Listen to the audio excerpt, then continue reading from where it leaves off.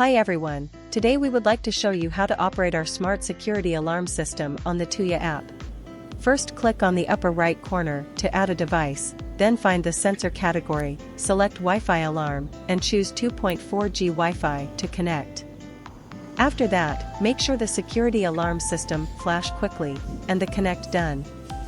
Next, let's take a close look at our smart security alarm system, and then plug in smart siren. Begin to check each function as showed on the smart security alarm system. The first one is a phone function, just plug in the phone card and you can call somebody.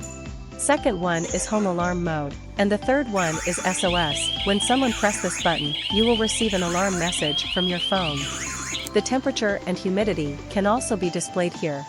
And then you can click on this button for setting. What's more, multinational languages can be switched at any time. This smart security alarm system have a big SOS button on the right side for emergency situations. The siren will sound and you will receive an alarm messages from your phone at the first time. Now, let me show you how to use remote controlled. The first button is away arm mode. The second button is disarm mode. The third one is home arm mode. And the last one is SOS button. When in the armed state, if someone passes by illegally, then the alarm will sound.